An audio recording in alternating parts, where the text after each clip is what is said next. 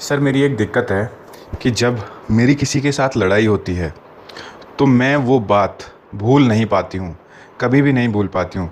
आपको मैं एक एग्ज़ाम्पल के तौर पे एक बात बताती हूँ। मेरा एक दोस्त है, बहुत अच्छा दोस्त है, उसकी एक गर्लफ्रेंड है। मैं अपने दोस्त को बहुत प्यार करती हूँ, मुझे उसके साथ बहुत अपनापन है और मेरी फैमिली में भी कोई मुझे नहीं समझता जितना वो समझता है। लेकिन वो ऑलरेडी एक रिलेशनशिप में है और जो उसकी गर्लफ्रेंड है वो बहुत अच्छी है। लेकिन मुझे उसकी जो गर्लफ्रेंड है उससे बहुत जेलसी होती है। लेकिन उस लड़के ने भी साफ कह रखा है कि मैं अपनी गर्लफ्रेंड नहीं छोड़ सकता हूँ। तुम्हारे साथ मेरी दोस्ती है और हम एक अच्छी दोस्ती रख सकते हैं, लेकिन इससे ज़्यादा कुछ नहीं कर पाऊँगा, मैं शादी नहीं कर पाऊँगा तुमसे। तो बात कोई बात नहीं, लेकिन जो मुझे दिक्कत आती है वो ये आती है कि कभी ना कभी बातचीत में जब वो उसके बारे में बात करता है, तो जब उसके बारे में बात करता है तो मेरे बारे में भी बात होती है। तो मुझे कभी ना कभी ऐसा लगता है कि मुझे कंपेयर करके मुझे नीचा दिखाने की कोशिश की जाती है।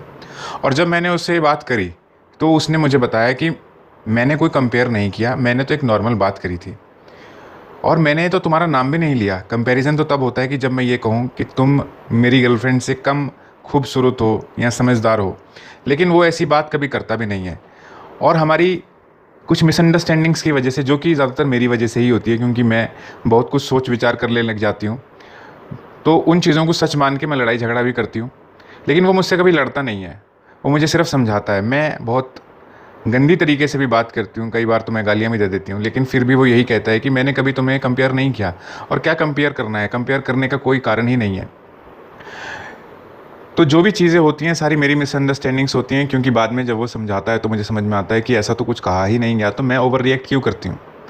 और ऐसा नहीं है कि मेरी सिर्फ इस लड़के के साथ ही दिक्कत है, मेरी दिक्कत अपनी फैमिली के साथ भी है कि फैमिली में भी अगर कोई कुछ कह दे, जैसे कि मेरी एक सिस्टर है, वो बहुत खूबसूरत है। जब कोई व्यक्ति हमारे घर में आता है और वो उस लड़की की तारीफ़ करता है कि आप बहुत खूबसूरत हो, मेरी जो कि छोटी सिस्टर है उसकी तारीफ़ करता है कि ये तो बहुत खूबसूरत है, इसका जो रंग है काफ़ी फेयर है, तो मुझे बहुत बुरा लगता है। मैं ये सोचती हूँ कि ये बात हमारे सामने कहने की क्या ज़रूरत है, ये बाद में भी तो कही जा सकती थी।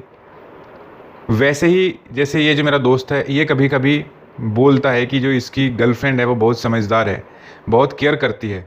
तो मुझे ऐसा लगता है कि ये मुझे क्यों सुनाया जा रहा है, इसकी ज़रूरत क्या है। तो ये सब बातें हैं, जब मैं इन इन बातों को लेके अपनी शिकायत दर्ज करवाती हूँ तो मुझे सुनने को मिलता है कि यार तुम्हारा कोई कंपैरिजन नहीं किया गया, ये एक नॉर्मल बात थी। तुम क्यों सब कुछ अपने आप पर्सनली लेके उसके बारे में नकारात्मक सोचने लग जाती हो। क्यों तुम ऐसा सोचती हो कि तुमको सुनाया गया है या तुमको इंसल्ट करने के पर्पज़ से कहा गया है, क्योंकि मैं बहुत खूबसूरत नहीं दिखती हूँ, सिर्फ एवरेज लुकिंग हूँ। तो मुझे ऐसा लगता है जब भी कोई किसी की तारीफ़ करता है तो मुझे ऐसा लगता है कि ये मुझे सुनाया जा रहा है इनडायरेक्टली और मुझे बेइज्जत किया जा रहा है, क्योंकि मेरे सामने ये सब करने की क्या ज़रूरत है। और जब मैंने अपने दोस्त से बात करी इस चीज़ में, इस संबंध में, तो मेरे दोस्त ने कहा कि तुम्हें कोई भी बात कितनी बार भी समझा दो लेकिन तुम्हारी समझ में नहीं आती। शायद तुम समझना ही नहीं चाहती, या शायद तुम सिर्फ कुछ बातें ही सुनना चाहती हो जो तुम्हें नहीं कही जाती, लेकिन तुम उनके इंतज़ार में रहती हो कि जो तुम सोचती हो बस वही बातें कही जाएं। इसलिए शायद तुम सही से समझ नहीं पाती। तो मैं ये पूछना चाहती हूँ कि मेरे साथ प्रॉब्लम क्या है, क्या मुझे ओसीडी है या मेरे साथ क्या दिक्कत है। क्योंकि मैं ये चीज़ अपनी फैमिली से नहीं बताई, क्योंकि अगर मैं अपनी फैमिली को बताऊँगी तो वो शायद मुझे पागल समझेंगे, और किसी को भी ये बात बताऊँगी तो मुझे पागल ही समझेंगे। और मैं खुद से ये चीज़ समझ नहीं पा रही कि मुझे दिक्कत क्या है। अगर आप इस कहानी से कुछ समझे, ये जो मैंने आपको बात बताई उससे आपको कुछ समझ में आया, तो प्लीज़ मुझे बताएं मुझे दिक्कत क्या है, क्योंकि मेरी समझ में तो नहीं आई। दिक्कत जितनी मुझे आपकी समझ में आई है वो ये है कि आप लेट गो नहीं कर पाते हो। कोई बात हो जाती है, जैसे किसी के साथ कोई लड़ाई झगड़ा हुआ नॉर्मली, तो वो आप लड़ाई झगड़ा हो गया और मूव ऑन हो जाते हैं लोग। लड़ाई झगड़ा होता है, एक दूसरे को माफ़ कर देते हैं या छोड़ देते हैं, आगे बढ़ जाते हैं जीवन में। लेकिन आप आगे नहीं बढ़ पा रहे हो। और भी वैसे आपने बहुत सारी बातें लिखी हैं जो मैंने, लेकिन जो मुख्य बातें हैं सिर्फ वही बातें करी हैं। जैसे आपने बताया था कि लड़ाई झगड़ा हो जाता है फैमिली में और फिर आप मूव ऑन नहीं कर पाते हो, आप एक चीज़ को सोचते रहते हो। तो जहाँ तक मेरे को समझ में आता है ये प्रॉब्लम ओवर थिंकिंग की है, इसको ओसीडी तो नहीं कह सकते हैं। ये प्योर ऑब्सेशन में ज़रूर आती है, इसको प्योर ऑब्सेशन कह सकते हैं। क्योंकि ओसीडी में क्या होता है, कंपल्शन होता है कि आपके दिमाग में कोई चीज़ अटक गई, फंस गई। जैसे कि आपके दिमाग में ये आ गया कि ताला जो है, आप घर से आए हो लॉक लगा के, रास्ते में जब जाते हो तो आपको ये लगता है कि यार जो लॉक है ना शायद आपने लगाया नहीं है। तो आप वापस जाते हो, लॉक चेक करते हो, बार बार चेक करते हो। जैसे आप कई बार क्या होता है कि रात को जैसे लेडीज़ होती हैं वो गैस चेक करती हैं बार बार, कहीं खुली तो नहीं रहेगी। तो इस तरीके से बार बार जो रीचेकिंग होती है, वो दिमाग में एक थॉट आता है और आपको बार बार वो लगता है कि नहीं, ये चीज़ बार बार आपको परेशान करती है, तो वो कंपल्शन के लिए मजबूर करती है चीज़। आप बार बार चेक करते हो, जैसे हाथ धोते हो, हाथ धोने का किसी को होता है कि लगता है कि नहीं अभी हाथ साफ़ नहीं हुए अच्छी तरीके से, काफ़ी देर तक साफ़ करते रहेंगे, उसके बाद फिर आके जब बैठेंगे फिर दिमाग में आएगा नहीं यार ठीक से साफ़ नहीं हुए, तो फिर चले जाएंगे। तो वो कंपल्शन होती है हाथ धोने की। आपको ऐसा कुछ नहीं हो रहा तो, लेकिन आप ऑब्सेशन है, आप कितनी बातों को दिमाग में लेके सोचते रहते हो और फिर क्या होता है, फिर आप नेगेटिविटी भी सोचते हो कि ऐसा भी हो सकता है, ऐसा भी हो सकता है। तो आप उसमें इतना अपने आप को थका देते हो कि आप जैसा व्यक्ति जीवन में कहीं कामयाब नहीं हो सकता, क्योंकि आपका जो सक्सेस पे, एजुकेशन पे, किसी पे फोकस ही नहीं है। आपका फोकस ही ऐसी चीज़ों पे है जिनकी लाइफ में कोई वैल्यू ही नहीं है। तो सवाल ये उठता है कि ऐसा क्यों होता है और ये क्या, ये बीमारी है क्या, इसको ठीक किया जा सकता है? देखिए, सबसे इम्पोर्टेंट बात ये है कि इसका जो रीज़न कहीं न कहीं हम क्या देखते हैं, क्या सुनते हैं, क्या पढ़ते हैं, उस पे डिपेंड करता है। जैसे ज़्यादातर लोग जैसे टीवी देखते हैं, टीवी में काफ़ी सारे वीडियोज़ आती हैं जिसमें इमोशंस होते हैं। तो वो जो इमोशंस होते हैं, जैसे वीडियोज़ लोग बनाते हैं, तो वीडियोज़ लोग सिर्फ़ बनाते हैं इस वजह से ताकि लोगों को एंटरटेनमेंट मिल सके। तो उनको कुछ ना कुछ ट्विस्ट एंड टर्न्स डालने पड़ेंगे, क्योंकि अगर वो कुछ नहीं डालेंगे, सिंपल सी वीडियो दिखा देंगे जिसमें कि सब कुछ अच्छा अच्छा हो रहा है, तो वो लोगों को बोरियत लगती है, बोरियत भरा लगता है, उसमें कुछ इंटरेस्ट नहीं आता। जब थोड़ा सा सस्पेंस डालते हैं तो लोगों की दिलचस्पी बढ़ती है, लोगों को इंटरेस्ट बढ़ता है, उनको होता है कि इसमें आगे क्या होगा, आगे क्या होगा। तो वो जो राइटर होता है वो लोगों की साइकोलॉजी के साथ खेलता है और ज़्यादातर सारे जो फैमिली के लोग होते हैं उनको टॉक्सिक शो करता है।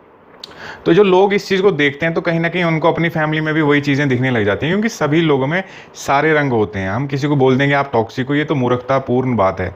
कोई व्यक्ति टॉक्सिक नहीं होता और कोई व्यक्ति प्योर नहीं होता, सारे ही प्योर हैं, सारे ही टॉक्सिक हैं। एक व्यक्ति में आपको सारे रंग मिल जाएंगे, वो व्यक्ति सच्चा भी है, झूठा भी है, बेईमान भी है, ईमानदारी भी है, कहीं उसको वो सेल्फिश है, कहीं सेल्फलेस है।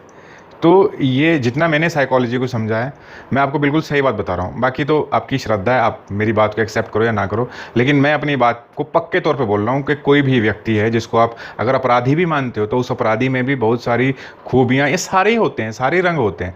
और एक जो आप अच्छे आदमी बोलते हो उसमें भी सारे रंग हैं, लेकिन डिपेंड ये करता है कि वो जो रंग हैं या वो जो क्वालिटीज़ हैं या वो जो फीचर्स हैं वो कितनी क्वान्टिटी में, बस यही बात है। जैसे आप चाय बनाते हो तो चाय में कोई चाय पत्ती ज़्यादा डाल देता है, तो कोई दूध ज़्यादा डाल देता है, तो दूध ज़्यादा हो जाता है तो चाय का जो रंग होता है वो सफ़ेद जैसा होता है, और चाय पत्ती ज़्यादा हो जाती है तो रंग अलग हो जाता है। तो वैसे ही है, जिसमें धीरज है, धैर्य है, सहनशीलता है, मिठास है, तो वो अच्छा आपको नज़र आता है। लेकिन ऐसा नहीं है कि उसमें कड़वाहट बिल्कुल भी नहीं, थोड़ी मात्रा में तो होती है, थोड़ी मात्रा में गुस्सा भी होता है, थोड़ी मात्रा में कामुकता भी होती है, थोड़ी मात्रा में अटैचमेंट भी होता है, बहुत कुछ होता है। तो कुल मिला के बात यही है कि टॉक्सिक कोई भी नहीं होता है पूरी तरीके से, और प्योर भी कोई नहीं होता है, सब में सारे रंग हैं। लेकिन डिपेंड करता है कि आप किसको किस तरीके से अप्रोच करते हो। आप अगर किसी अपराधी या बहुत ही गुस्सैल व्यक्ति के साथ भी अगर आप चाहो संबंध सुधारना, तो पूरी तरीके से पॉसिबल है, बस आपको थोड़ा सा अपने आप को एडजस्ट करना आना चाहिए। लेकिन लोग क्या करते हैं, खुद को एडजस्ट नहीं करना, कंफर्ट जोन से नहीं निकलना, दूसरे को चेंज करेंगे, जो कि पॉसिबल ही नहीं है। जब आप खुद अपने आप को कंफर्ट जोन से बाहर नहीं निकाल पा रहे, खुद अपने व्यवहार में कुछ चेंज नहीं कर पा रहे, तो दूसरे से क्या उम्मीद करते हो, तो आप भूल ही जाएँ। तो यहाँ पे बात मैं ये कहना चाहता हूँ कि ये जो कचरा है ना, ये जो लोग कई सारी जैसे रिलेशनशिप वीडियोस बनाते हैं, मैं यूट्यूब पे रिलेशनशिप एडवाइस वीडियोस की बात नहीं कर रहा हूँ, मैं वो वीडियोस की बात कर रहा हूँ जिसमें कि फैमिली दिखाई जाती है, लोग कैसे इंटरेक्ट करते हैं। मैं वही ऐसी वीडियोस की बात कर रहा हूँ जो एंटरटेनमेंट पर्पज़ से बनाई जाती हैं। तो जो एंटरटेनमेंट पर्पज़ से बनाई जाती हैं वो पॉजिटिवली भी बनाई जा सकती हैं, जहाँ पे लोगों को बताया जाए कि अगर आप इस किस्म की समस्या में आ जाएं तो आपको इस सिचुएशन में ऐसे डील करना पड़ेगा, ऐसे डील करना चाहिए। लेकिन आमतौर पे जो इस किस्म की वीडियोस बनाए जाते हैं, जो उनके मुख्य किरदार होते हैं, वो ऐसे दिखाए जाते हैं कि उनमें कॉन्फिडेंस नाम की कमी है, कॉन्फिडेंस नाम की चीज़ नहीं है, और कैसे वो बात करते करते घबरा जाते हैं, कांपने लग जाते हैं। ऐसे किरदारों को तो मुख्य किरदार बनाया जाता है, और उनके आसपास काफ़ी तेज़ तर्रार लोग होते हैं जो कि उनका शोषण करने के चक्कर में रहते हैं। तो ये स्टुपिडिटी से ज़्यादा और कुछ नहीं है इससे, मतलब। और यही चीज़ें लोग देखते हैं, तो वो जो लोग देखते हैं, तो जो मुख्य किरदार को देखते हैं, तो व्यक्ति अपने आप को उस मुख्य किरदार से रिलेट करता है, क्योंकि वो बनाया ही इस तरीके से जाता है कि जो लोग होते हैं उस मुख्य किरदार में अपने आप को ढूंढें। और फिर आपस में जो सारे जो लोग होते हैं उनको देखें कि ये कितने बस किस तरीके से ये आपके खिलाफ है। तो वैसे ही लोगों का और ख़ास तौर पे लड़कियों का दिमाग इस तरीके से चलता है, क्योंकि लड़कियां ही इस किस्म के जो चीज़ें हैं, वीडियोज़ हैं, वो ज़्यादा देखना पसंद करती हैं, क्योंकि लड़कों का इंटरेस्ट होता है एक्शन में, उन्हें लड़ाई झगड़ा करना होता है, मतलब उनको लड़ाई झगड़े में ही इंटरेस्ट आता है। और ये इन जनरल बता रहा हूँ मैं, ऐसा कुछ नहीं है कि सभी लड़कों का जो इंटरेस्ट एक्शन में होता है, क्योंकि नॉर्मल लोगों का इंटरेस्ट रोमांस में भी हो सकता है, लोगों का इंटरेस्ट कॉमेडी में भी हो सकता है, वो डिपेंड करता है। लेकिन ज़्यादातर लड़के जो होते हैं वो ऐसी चीज़ें देखते हैं जिसमें कि एक्शन होता है, और जो लड़कियां होती हैं वो ऐसी चीज़ें देखती हैं जिसमें कि इमोशंस होता है। तो लड़कियां क्या करती हैं, टाइम पास करने के लिए इस किस्म की वीडियोस देखती हैं। अब वो जो वीडियोस देख रही हैं वही कचरा उनके दिमाग में घुसता है। अब जैसे लड़के एक्शन वीडियोस देखते हैं तो वही कचरा उनके दिमाग में घुसता है कि जाता है, क्या होता है, हीरो जाता है और बिना बात किए थप्पड़ मारने लग जाता है, लाते मारने लग जाता है। तो यही सब लोग देख के इंस्पायर होते हैं और फिर लोगों से लड़ते फिरते हैं। तो ये जो चीज़ें हैं, ये जो बनाते हैं लोग, क्यों बनाते हैं, उनकी मजबूरी कह सकता हूँ मैं। उनकी मजबूरी ये है कि जब वो अच्छा कंटेंट बनाते हैं तो लोग अच्छे कंटेंट में दिलचस्पी लेते ही नहीं है। उनको कंटेंट ही वही चाहिए जिसमें कि लड़कियां कम कपड़े पहन के घूमें, लड़के बदतमीजी से बात करें, लड़ाई झगड़ा करें और किसी से डरे नहीं। तो इस किस्म का जो कंटेंट है लोग देखते हैं, और देखते हैं तभी ये बिकता है। इसमें जो राइटर्स हैं या जो भी लोग किसी फिल्म से या किसी भी तरीके की वीडियो से संबंधित होते हैं, तो उनका जो मेन पर्पस होता है बिज़नेस होता है, पैसा कमाना होता है। और वो वही चीज़ लिखते हैं जो कि जिससे कि लोगों का सस्पेंस बने, और सस्पेंस नेगेटिव चीज़ों से बनता है।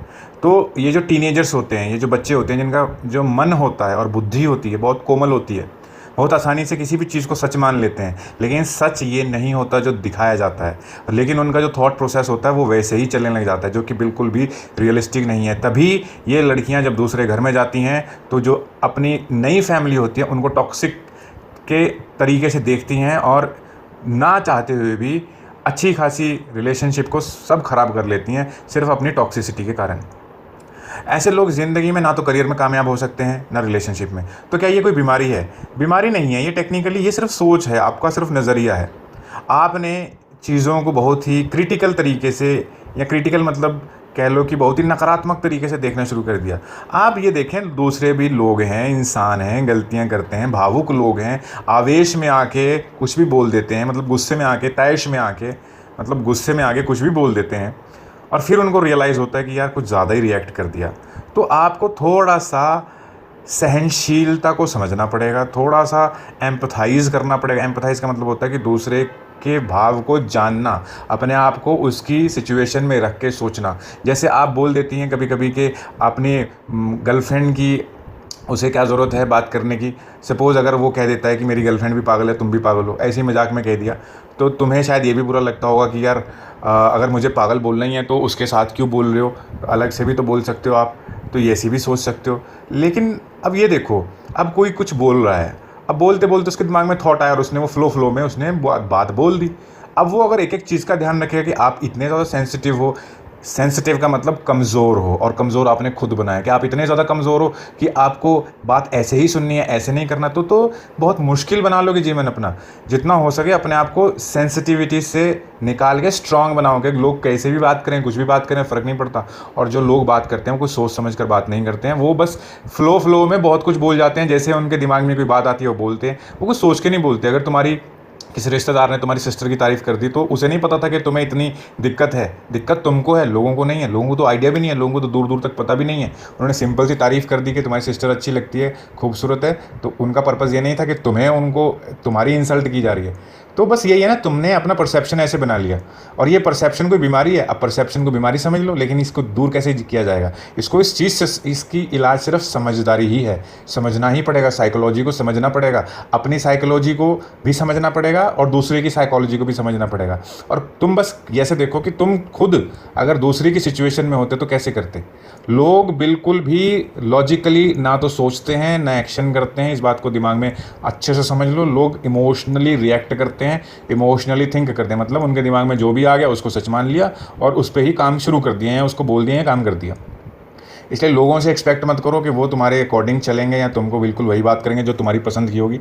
जैसे तुम लोगों की पसंद की बात नहीं कर सकती क्योंकि तुम्हें पता ही नहीं लोगों को पसंद क्या, तो कैसे बात करोगी? वैसे लोगों को भी पसंद नहीं है, तो लोगों को हम चेंज नहीं कर सकते। अगर हम ऐसे करेंगे कि लोगों के पास जाएंगे तो उनसे कहेंगे देखो ऐसे मत करो, ऐसे मत करो। जैसे OCD पेशेंट होता है, उसको दिक्कत होती है तो वो बोलता है कि यार ऐसे मत करो, ऐसे मत करो। तो जो दूसरे लोग होते हैं परेशान हो जाते हैं, कहते हैं यार हमें पहली बात तो हमें पता ही नहीं है इसको किस चीज़ से दिक्कत है, किस चीज़ से नहीं दिक्कत है, और दूसरी बात है कि अब इतना एडजस्ट करेंगे तो यार इससे अच्छा तो इससे दूर ही रहो, ये तो हमारा दिमाग ख़राब कर देते हैं, तो लोग आपसे दूरी बना लेंगे। तो मॉरल ऑफ द स्टोरी यही है कि आपकी थिंकिंग में प्रॉब्लम है, थिंकिंग को थोड़ा सा आप विस्तार दें, बड़ी नैरो माइंडेड आपकी थिंकिंग है। लोगों को पॉजिटिवली भी देखें, लोगों को माफ़ करना सीखें। लोग परफेक्ट नहीं होते हैं, लोग दुनिया में आके ही सीखते हैं, सारी ज़िंदगी सीखते ही रहते हैं, और इमोशंस और रिलेशनशिप को कोई सिखाता ही नहीं है। इसलिए इमोशंस और रिलेशनशिप में लोग खुद तो गलतियाँ करते हैं, इमोशनली बिहेव करते हैं, लेकिन दूसरे से परफेक्शन की उम्मीद रखते हैं। जब आपने ये परफेक्शन की उम्मीद छोड़ दी और सोचने लगे कि लोग गलतियाँ करते हैं, कुछ भी जानबूझ के नहीं करते हैं, इमोशनल हैं, कुछ भी दिमाग में आता है बोल देते हैं, जब गुस्सा आता है तो बोल देते हैं, जब नॉर्मल होते हैं तो अच्छे से बात करते हैं। तो ये इमोशंस हैं, इनको ज़्यादा सीरियसली लेना नहीं चाहिए। लोगों का खुद पे कोई कंट्रोल नहीं होता, और माफ़ करना सीखना चाहिए। और लोग गलतियाँ करते हैं, लोग सीखते हैं, लोग चेंज होते हैं। इसलिए किसी ने गलती कर दी उसको माफ़ कर दो, बस। अगर इतनी सी चीज़ ज़िंदगी में अपना लो तो ये जो प्योर ऑब्सेशन वाली बीमारी है इससे मुक्त हो जाओगे, आसानी से छूट जाएगी। अगर नहीं माफ़ करना सीख पाए तो आपको परेशानी होगी और रिश्ते आपके ख़राब हो जाएंगे। Thank you.